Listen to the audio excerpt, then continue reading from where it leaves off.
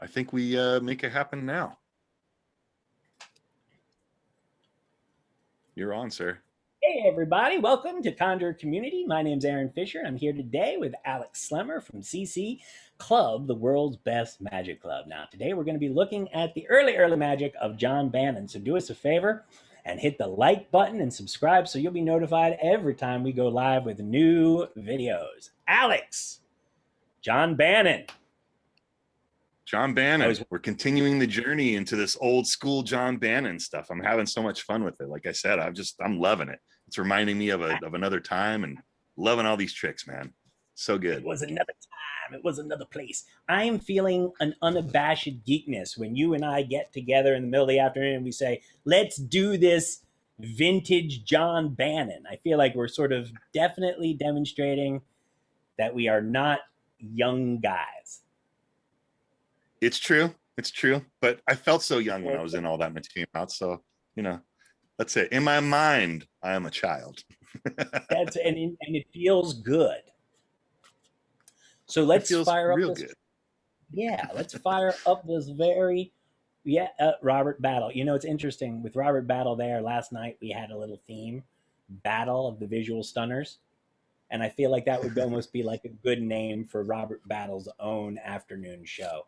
I'm going to send to corporate my own request that we somehow get Robert Battle as the host of a new member event, a regular, semi-regular, at least member event. So with a name like that, how could he not?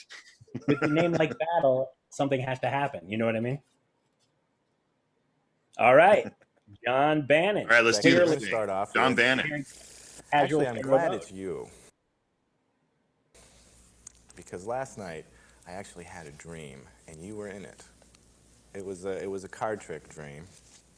And what I did was I showed you the edges of someone who looked just like you. Could have been your twin sister. I showed you the edges of each and every card. I riffled down the side of the deck like this and I just asked you to say stop. Stop. Right there? Mm-hmm. So that's the 2 of spades. Mm-hmm. And then I gave you a pen and had you put your initials on the 2, right on that corner. It's funny, last night, in my dream, you actually chose the 2 of spades as well. It's weird. You're not buying any of this, are you? It's funny, when I woke up this morning, underneath my pillow, I found this card. Now, it's a different color card, but the funny thing is, Becky, is that it, too, is a 2 of spades. It's remarkable, don't you think? The problem is that the card in my dream was blue.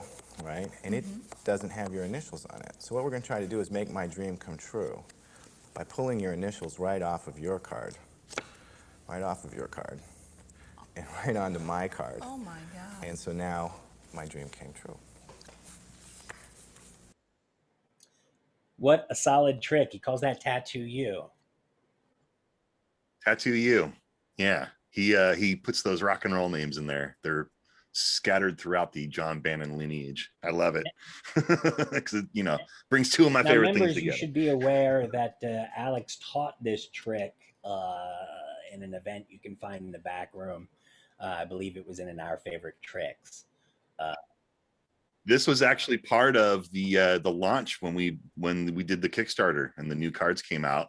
This was part of the out of the box experience. So for those of you that were part of the out-of-the-box experience, that's there for you right now if you want. Trick, right? It's this great trick, but it's the kind of trick that you sort of have to have a blue card with you, and you'd have to sort of know that in advance if you're ever going to do the trick. And so since that rarely sort of just happens for people, it rarely happens that you would think to do the trick.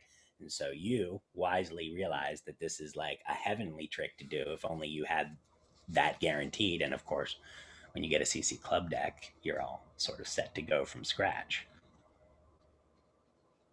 It's true. It's true. And, it was one of the first things I thought of when we got when the new deck came. I was like, well, it looks like Tattoo You's got to be back in my universe. And, I took it at that point and I love the trick. I think it's really a stunner, and I think that clip sort of speaks for itself.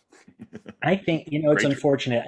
I just feel like, for me, maybe it's my aged eyes, but It's almost a little hard to see the effect in that video. I feel like when you got to do it for us, it was very, very clear. Could everyone see who's watching live? Put a one in chat if you could really see that incredible visual moment where he pulls. Was it clear? Did it read to you? That's good. And I'm particularly interested. Yeah. See, there's Robert Battle. Always putting. Way it goes. Right. Yeah. So let's do another one. Old tape. Let's do another one. Yeah, let's do this.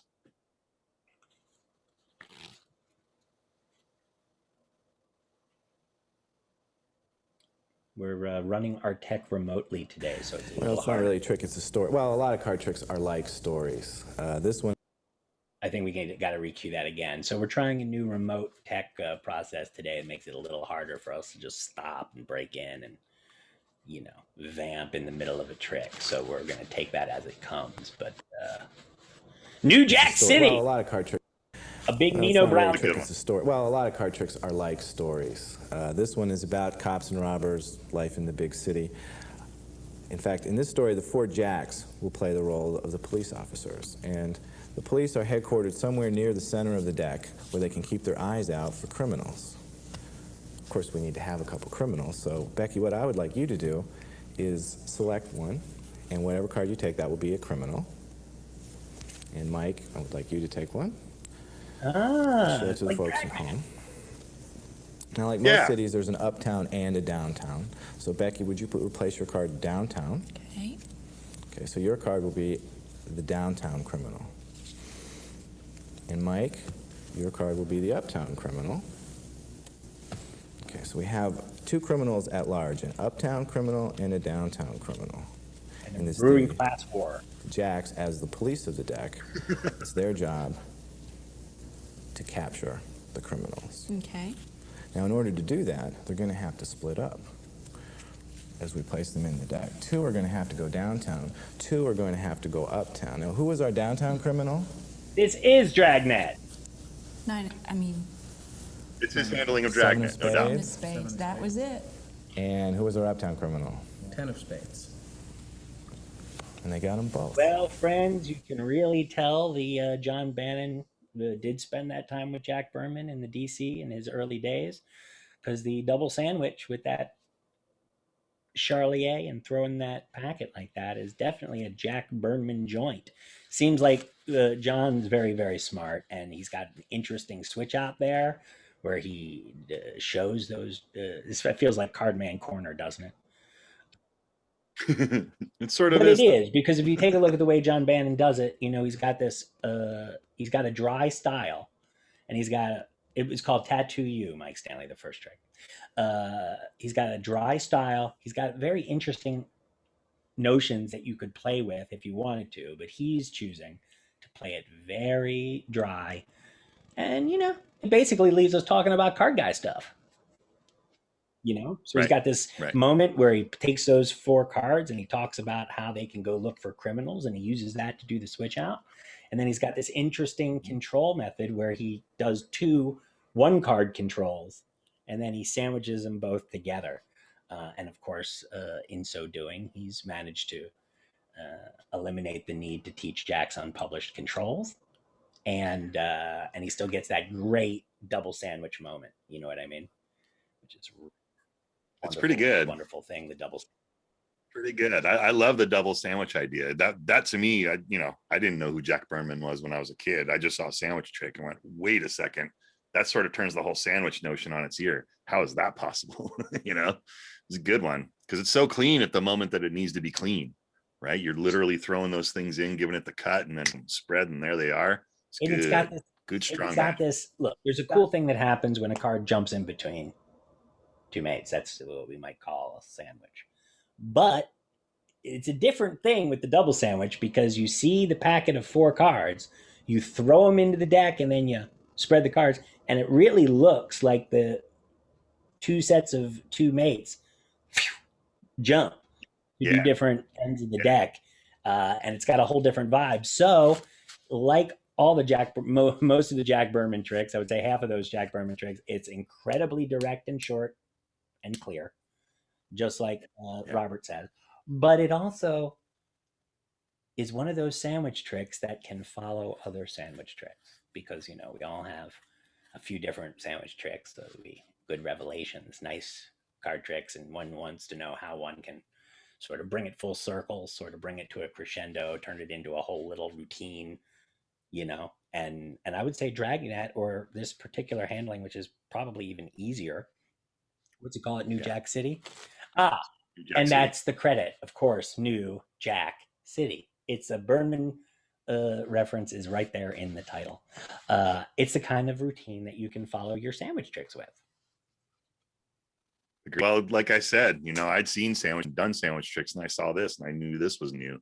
And I knew things about card tricks, so I imagine for laymen, it's a perfect addition to a sandwich thing that you're doing, like you're saying. That's a way to elevate the whole thing and maybe have a finish to the sandwich trick if you're not doing it as a quick one-off. You know, love it. It's really startling. It's also totally, and like you said, the visual aspect. It's like the card split, and it's like a visual trick, even though it's not really a visual trick, right? It's so good. if you think about it, normally the impression of a sandwich trick is that the selection, especially with one of these out jog sandwich tricks, the impression is that the selection jumps into where those two mates are.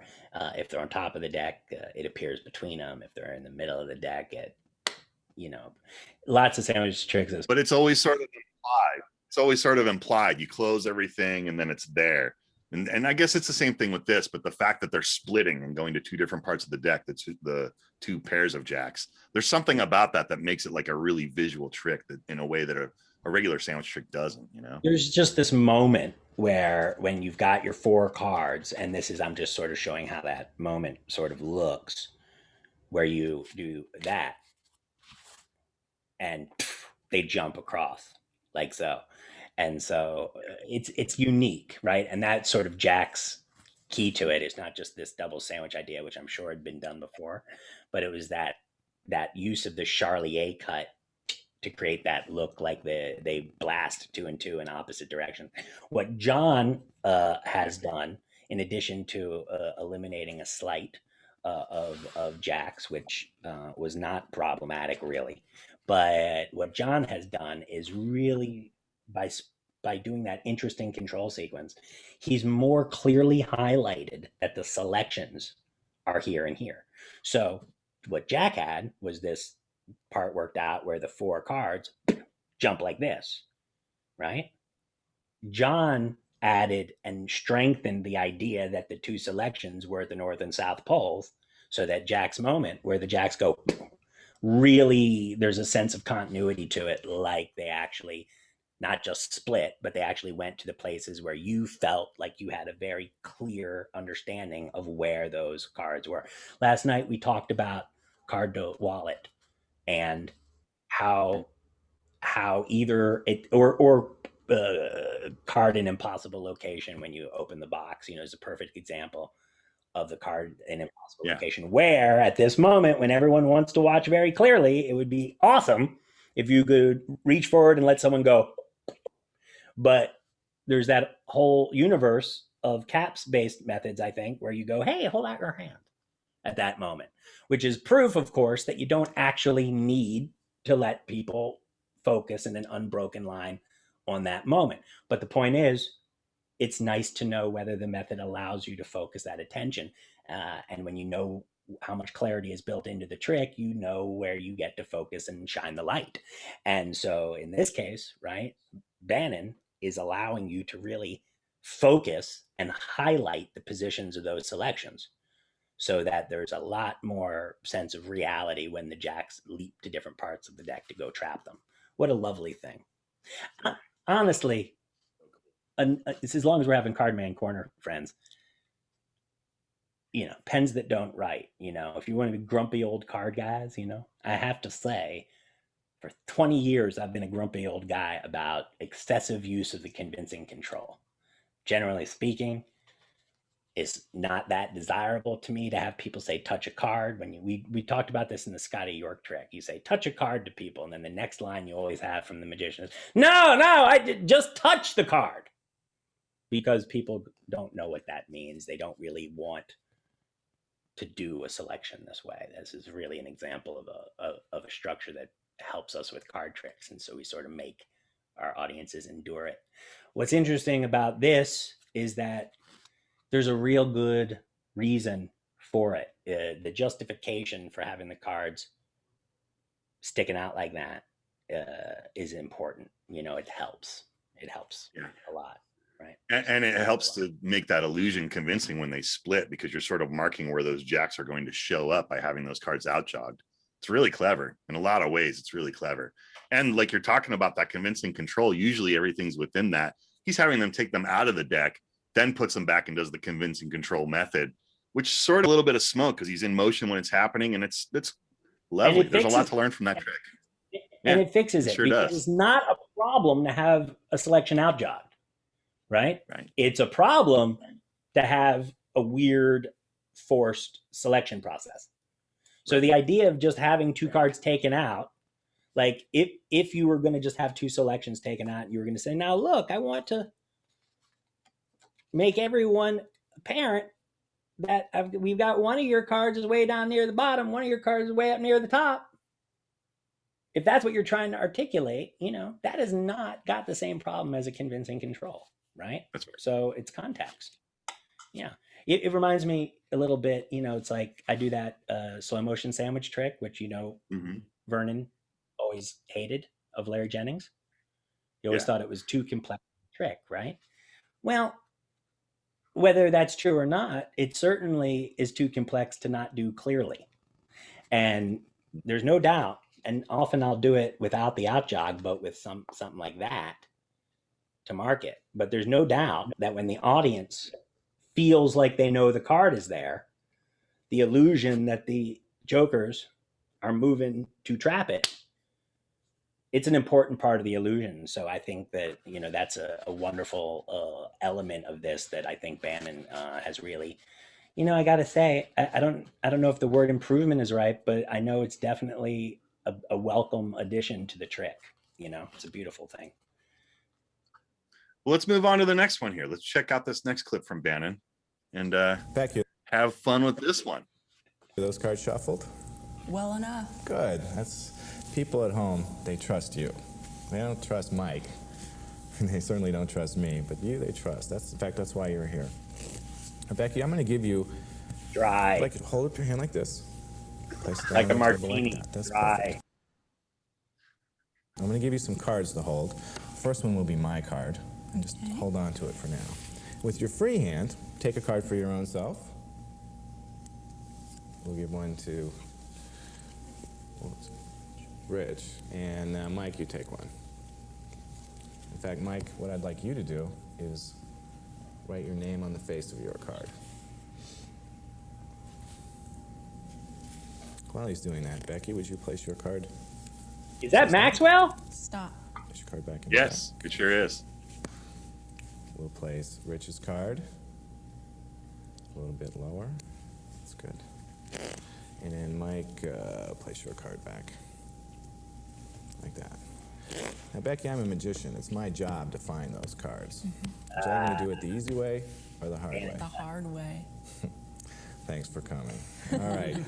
I'll do it the hard way. There's one. There's two. There's three. Now, let's see how lucky I was. Becky, what card did you choose? Ace of diamonds. Got it. Holy mackerel. Here, let's hold on to this for me, would you? And Rich, what card did you choose? 6 of diamonds, I think he had. Got it. Remember that one? And Mike, you don't even have to say because you wrote your name on your card, That's right? correct. You did write your name on your card, didn't you? Yes. That's not it. I have to do it the easy way.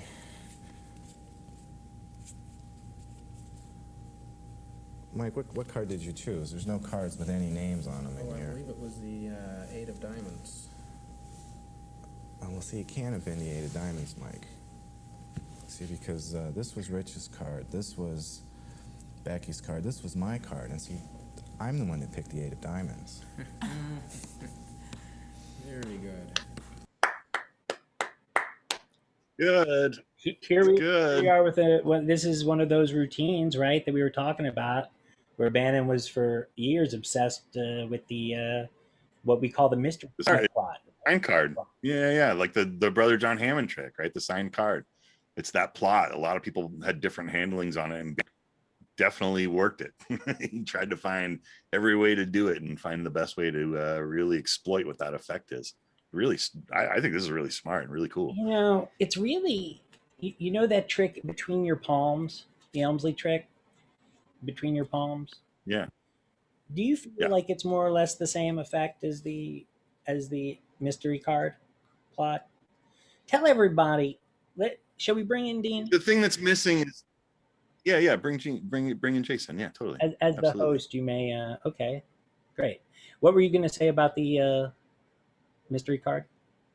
It definitely is closer to the between your palms. I think the signed card is it's the mystery card plot, like you're saying. This thing is going to become important later, right? And I guess that sort of is in the between your palms too. So maybe it is Elmsley that is the originator of this. And having said that, it's probably older than that, right? But it's that mystery card, the signed card, between your palms card. I think it's Elmsley's. I mean, I think the idea, everybody, of there's a card which is out and clearly drawn attention to. Then the audience picks a card and signs a card. Then stuff happens. And then this card, which has always been there, is revealed to be the signed card. So it's kind of an odd and paradoxical effect. Jason Dean, what? We have a surprise visitor. Hey, Hello, neighbor. What a welcome. How are you? Good to see your faces. Good to see your face, buddy. Good to see you, man.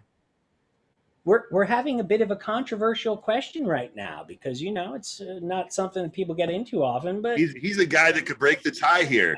Where does this plot from? Whose notion is this? Well, if there's you're a guy that would know these things. All I'm saying is I've always had a bit of a issue with the plot in and of itself, and that it feels Elmsley. I think you're right. Yeah, I think you mean it feels like between the palms? Yeah. What is it that Brother John Hammond? What did Brother John Hammond do that was different than between your palms, other than putting the card on the table? Well, Elmsley had the dupe. Elmsley had the dupe, right? And Hammond had these switches. The switch, yeah. Right.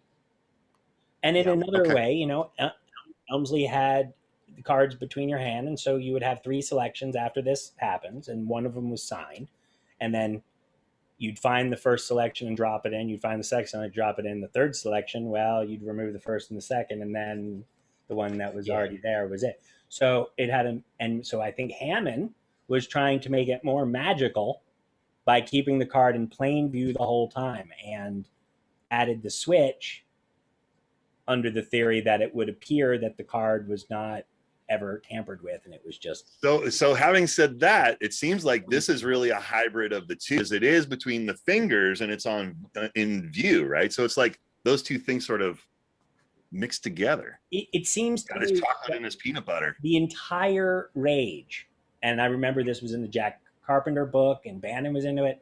The entire rage at that time was doing 2-phase routines where the first routine would involve 4 of a kind where you'd only see 3 of them.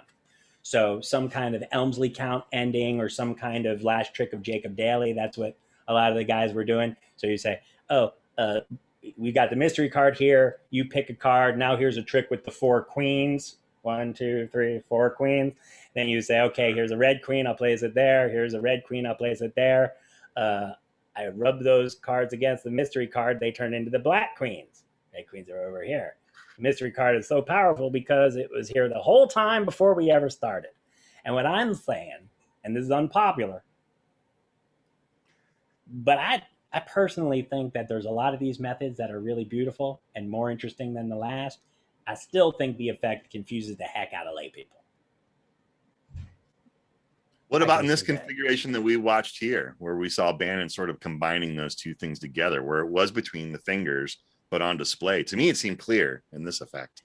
It seems clear. The problem with the trick to me, and there's a personal issue, I'm not saying anyone's wrong, but I am sure. But I am saying that I have never found audiences to have an easy time with the paradoxical. Look, the problem is, it's like Joe Pesci said, right? It's a mystery, a paradox within a paradox. So on some level, magic is already a paradox. When you sign a card and the card disappears and it goes over to the wallet, we want to create the impression we made it go there.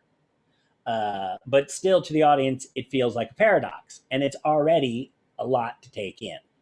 So we get really bored with card to impossible location. So we say we want to make the card go back in time because we're bored of just making something impossible happen. And I just Are you suggesting that this might be a magician's trick? That this is magic for magicians? I only came to feel that way after trying all the methods for people and being like, man, they don't get it. They don't think as great as I do. I think magicians do because they already know that a card can go to an impossible location. So it's like, ooh, this I can get. But for regular folks, that first piece of information has not gotten old. Dean, what do you think? I've experienced some. What I'm saying? Yeah, pretty much.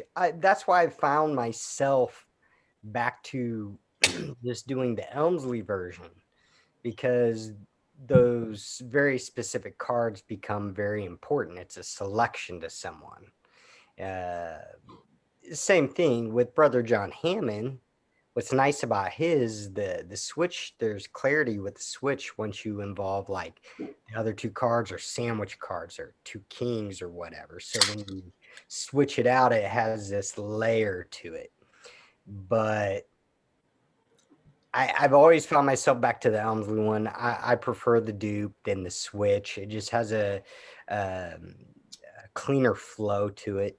So you're saying that the paradox is easier to sell for you, the less shit is involved. Yeah. Now with Bannon's, Bannon's is great. I'm with Alex. I think it's like a combination of both effects to create the outcome of where he went. That's what it feels like. Tell me what the first effect was like in English. What we saw John Bannon do? Yeah, like the exercise of stating the effect. What? He pulled out a card, pulled out a mystery card. He put that mystery card between her thumb and finger, right? Or fingers and whatever. She's a card at her fingertips. He takes out a card, puts it there. This is my prediction or mystery card of something that'll come later. Then he has 3 selections made. 3 selections are each put each put into the deck, lost. He produces the cards, and as he produces them, he puts them between her fingers to join the mystery card. And then when he gets to the last card, he misses. He's only put the first two selections between her fingers with his mystery card. The last card he misses. And then he says, well, I'll find it. Looks through the deck, can't find the signed card. Well, Mike, what was picked? 8 of diamonds, spreads the cards. It can't be the 8 of diamonds. That's my mystery card. That's the one I put over there and shows that it's the signed card. He's doing a Hammond-esque approach to the Elmsley. He's trying to keep the Elmsley. I think that's it. Yeah, that's it. And while injecting the Hammond tech. Yeah. Interesting. The Hammond aesthetics. Right. Yeah. Hey, Jason, I have a question for you. When you do the Elmsley trick, because I've only ever tried it a few times, and it was when I was first into magic, and it never stuck. It was just never one that I got into. And maybe it's because of what Aaron's saying. And I wonder, when you're in that moment, when you're presenting it, when it is that paradoxical moment, what is the reaction from the spectator? Is it confusion? Do they get silent? Like, what happens at that moment when that last card is between the palms? You really have to like control them. It's the idea of like making that card important. I feel like it becomes just the handling of the moves once the mystery card is just kind of moved on. But if you really concentrate on that mystery card in the beginning, and then maybe come back to it. Yeah.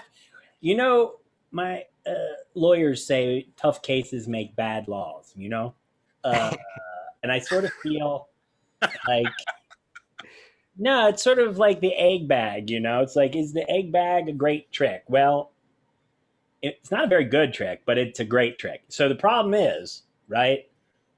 It's wonderful trick. You know, it's like a K2 of mountains to magic tricks, right? So K2 isn't necessarily a great hike, right? It's gonna kill you.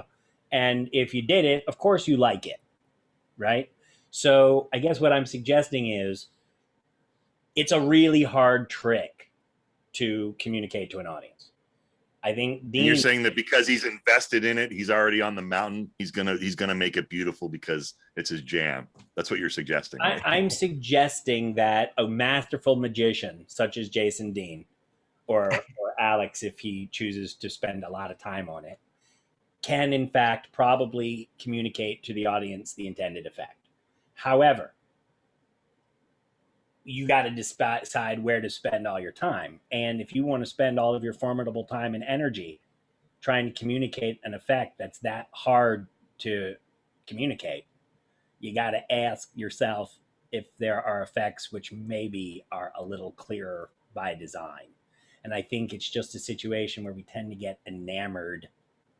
Look, I think all the methods are awesome. I've done them all. I love how each one's more interesting than the last. I just have found that whenever I went to perform, I had the exact impression that Alex had. It's exactly what Alex said. Well, I was so new at magic, I can't be sure it wasn't me. And I had that feeling after I'd been doing magic 15 years. So I started trying it again, and guess what I found out? It wasn't for you.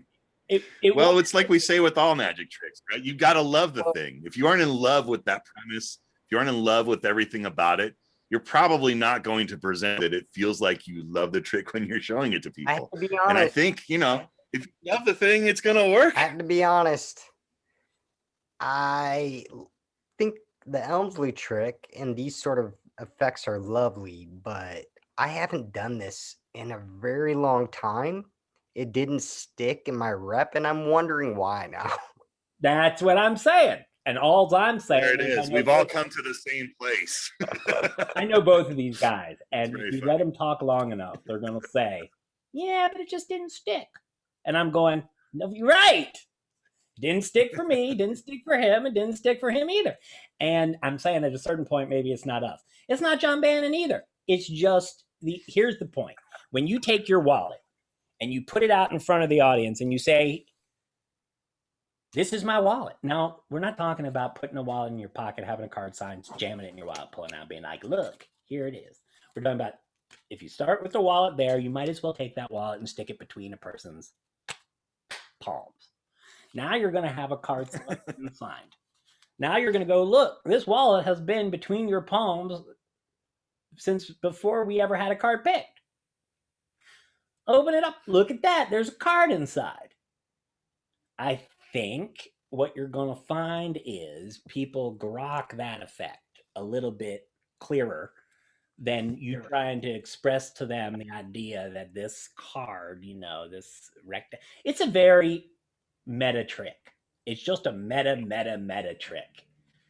And the method also relies on the fact that you have to have several spectators. So that adds a lot of smoke to the whole idea of what the effect is, right? Because the method needs it. You have to have several cards in play or else it doesn't work. So it's there's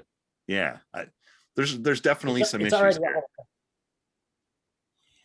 I'm not trying to, I just think we should be safe to have a conversation about this stuff because I think it's a wonderful, clever method, and I think all this stuff is really interesting. I've always loved the premise. We all love the premise. I'm just saying that my attempts to have audiences love it equally have convinced me that perhaps it's a special favorite of us who love magic too much. And both Jason and I hedged and said, yeah, we don't really do it anymore. So there it is. And y'all never really did. Y'all tried it here and there, and we're like, why don't they like it? Look, it's one of those tricks that still floats in the back of the head, especially, we're not just referencing the plot, we're referencing, a particular person's approach to the plot that we keep coming back to.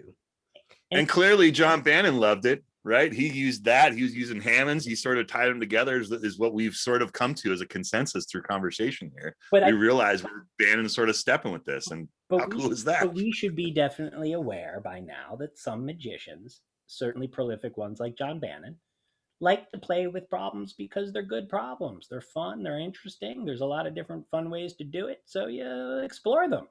So, I mean, I don't think there's any rule against that. I think we love that stuff. I don't Yeah. like the idea. There's a certain idea in magic that if it's not for you to perform, it's not interesting. And that's an attitude that you can take. It's just not sort of, I just think you're going to have a very limited time as a magician if you're not interested in looking at and thinking about any magic that's not in your show. Mhm. You know what I mean? So, like, for example, what's the next trick? Yeah, let's get into this next one. This one is very interesting. This has to do with well, I'll just say time. Becky, you good know, one. in the magic hierarchy, right beneath Grand Wizard is Master of Time and Space. Okay. And I'll admit, that's as far as I've ever gotten. But the only reason why I bring this up is because this is a trick about time and a trick about objects in space. Now, we're in the Pacific time zone, right? Right. Okay, so you be in the Pacific time zone. Rich, the cameraman, I want you to pretend that you're in the Western European time zone, okay? And Mike, I want you to pretend that you're in the Central Asiatic time zone. Okay. 3 people in 3 different parts of the world. Now we need a time. I want you to think of your favorite hour of the day, or any hour between 1 and 12. Now if you're thinking of 1 o'clock, I want you to deal 1 card on the table. 2 o'clock, deal 2, 3 o'clock, deal 3. But do it slow enough so that Rich and Mike know what hour you're thinking of, because I want everyone to think of the same hour. All right. I'm going to look away. You let me know when you're done.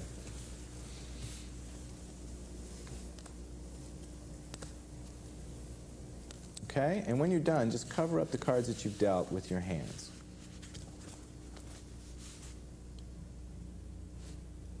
Okay. All right. Now you're thinking of an hour, right? Right. And Rich, you know what hour that is, right?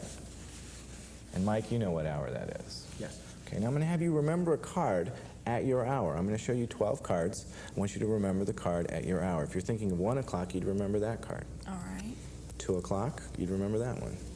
3, 4, 5, 6, 7, 8, 9, 10, 11, 12. Becky, do you have a card? Mm-hmm. Remember that card. Okay, now, Rich, we need you to select a card as well. Remember the card at the hour. This would be 1 o'clock. Oh, excuse me, you're in the Western European time zone. 1, 2, 3, 4, 5, 6, 7, 8, 9, 10, 11, 12. Rich, do you have a card? Good. And Mike, we need you to select one.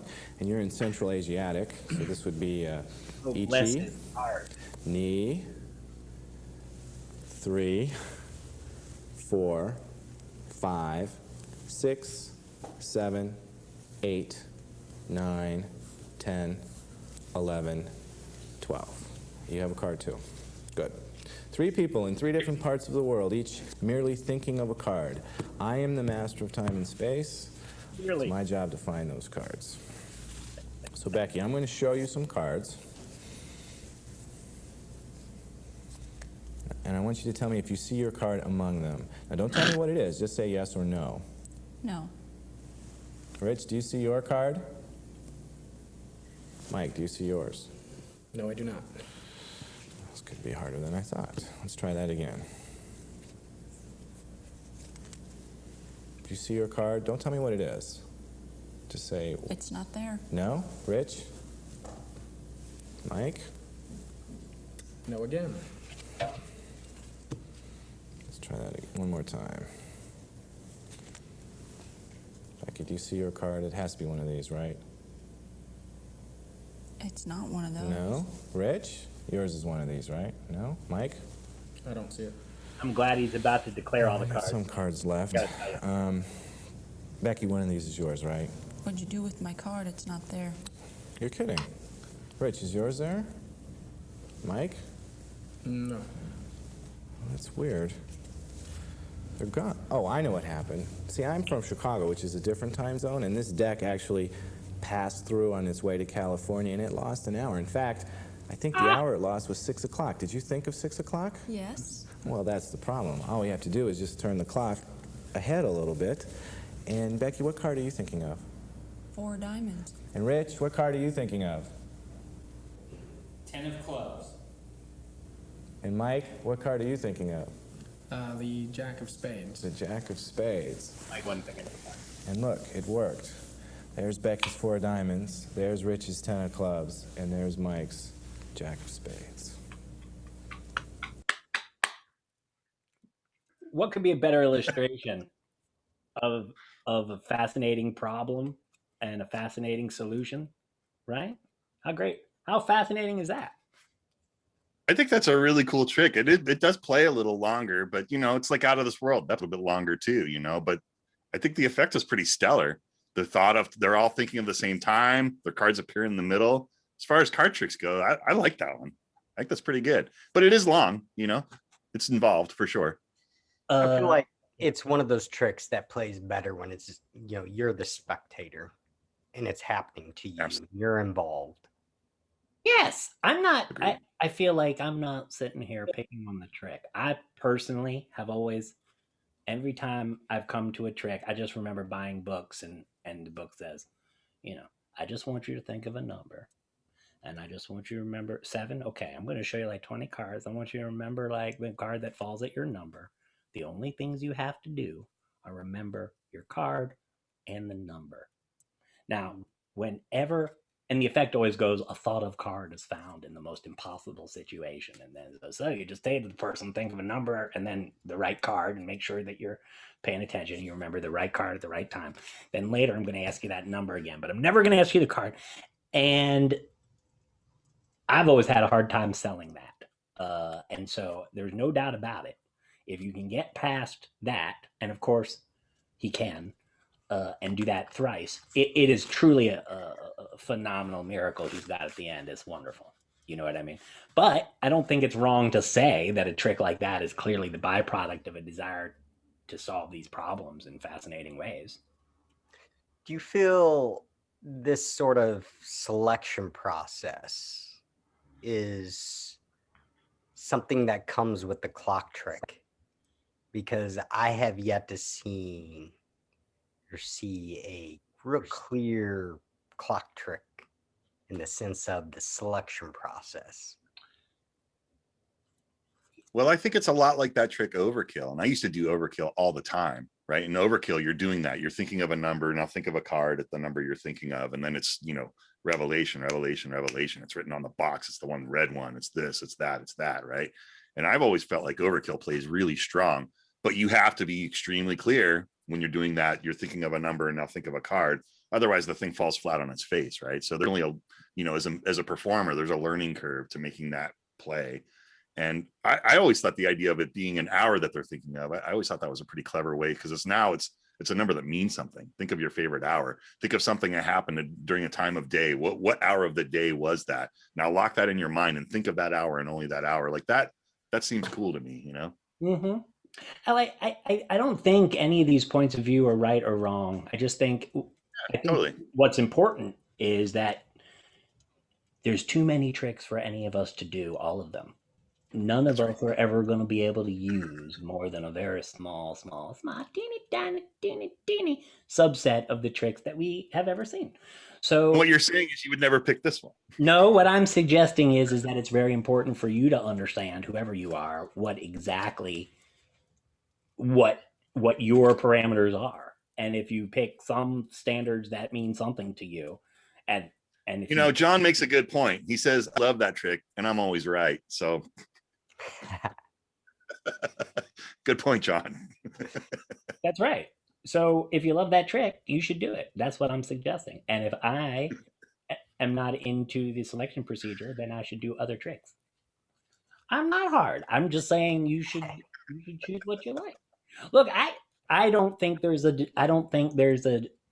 contradiction to say that's a really a great trick and I thought it was really great and I wouldn't perform it. Oh. at all. No, not at all. It's just funny watching Magic with you sometimes because I could tell you hated it in the first 30 seconds.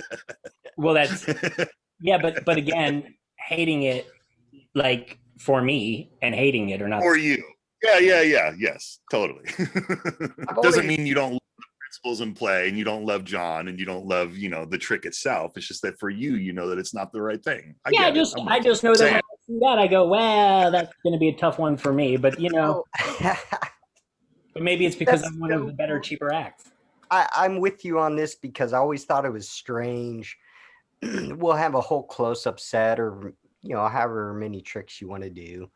And the card selection process is very clean, very fair. And then you come to this trick. It's a great trick, but all of a sudden the process changes so much that I feel it affects what I've done previously or what I'm going to do after. Just by the selection process. I think the clock trick is clever. I think it's great. I love that the method is surrounded by a plot. But if you go all night doing these tricks where these selections are free or they look free, and then even though the clock trick, the selection, it's free. Y'all have seen Jason do magic. He says stuff like, name a card or say stop. So because he's got a real clear way of working, which is real clean and direct in that way, for Jason to then say, all right, let's try a little something different. Just think of a number and I'm going to do this. And it feels to you like it'd be a little break from your procedure. Yes. And that's for me. And that's going through the idea of who are you as a magician and what are you trying to sell. And that incorporates, what tricks am I doing? How does everything look with each other? And the clock trick, I have a favorite clock trick and I've yet to perform it really a lot because it doesn't really vibe with what I'm already doing. I think it sort of has the same, I mentioned it earlier. It's the same syndrome as Out of This World. I don't do Out of This World all the time, but the right place, right time, Out of This World, it's the right thing for that place. I think the clock trick probably it's got to be in that same sort of family, right? I'm with you. Well, yeah, there's no doubt about it. I also just think that card magicians love plots. We love to play with plots. And I think the fun part about that, there's no point in that game if you can't say what you like about one solution versus another. And that's really all it is what does one like about that solution versus another solution. So to me, having a point of view about those things has absolutely nothing to do with whether or not that was an astonishing trick, and the ending was astonishing, and the fact that he found those 3 thought of cards was lovely, and by the time it happened, it's a great solution. You can't hold a man liable for the fact that it's a variation of the clock trick. That's what it is. I mean, it's a way of getting those cards found by that method. So, and there's also no doubt. I have good news for you. This one, much more direct. I think you're going to really like this one. I feel like no matter Let's take what a look I at this do, I'm not going to be able to dig myself out of this hole. No, I'm just saying you're going to love this one because this is it. This is what you're looking for right here. All right. Becky, we already know you believe in ESP. Right. But did you know that people used to believe that if you looked into the eyes of a murder victim, you could see the face of the killer? Because that was the last thing that the person saw. Okay. Well, I think I have an application for that in magic. What I'd like you to do, Becky, is to cut off a packet of cards, about this many more or less. All right. That's good. Shuffle them up. Ah. Fan them out before your eyes. I want you to think of any number card that you see. Got one? Mm-hmm. Good. Shuffle them up. Drop them on top. Now, Becky, the last thing you saw is the card that you're only thinking of, and I want you to concentrate on it. And I'm going to look into your eye, and I know what it is. It's a red card, isn't it? Yes. It's a diamond, is it not? No. That's what I said. It's not. You're thinking of the ace of hearts, right? Yes. That can't be. How'd you do that? I told you. It's the last thing that you saw. Great. There you go. There you go. Very simple procedure. Is this called Outer Limits? This is Yes. Outer Limits. Did you play with this one? I love this trick. I thought I've read it a lot. Uh-huh. I played with it, never performed it. I moved on. Jason, now that we've come clean about the fact that sometimes, you know, what the problem is, there's very little room for nuance these days in communication. What was it that made it hard for you when you thought about actually performing it, when you were considering using it? Because you know what, a lot of these tricks are really wonderful if you want a session and do magic with your friends and share these great tricks that you're working on. That's wonderful. It's only that sometimes we get this overlay that comes from having done a lot of shows and becoming a little bit biased towards things that we feel would work for us, and that's normal. But what was it? What was the actual hang up? Because you know, it's as far as impossible locations and revelations go, is real direct. You know, first off, I love Bannon and his magic. I have all his books. I study a lot of his stuff. And I I feel think a these butt are coming. really great approaches to some plots that I feel going into a challenge category for me when I think about it. And so it causes me to explore different ideas and approaches from people. And the one we just watched, Outer Limits, did that. I went and studied it, and because it inspired me, I continued to look for more approaches to the idea of the think of a card plot. And I landed at what I feel is a better solution for me in my performances. I feel like everyone should read the approach to this effect because it really opened my eyes up in the sense of how do you approach just someone thinking of a card, right?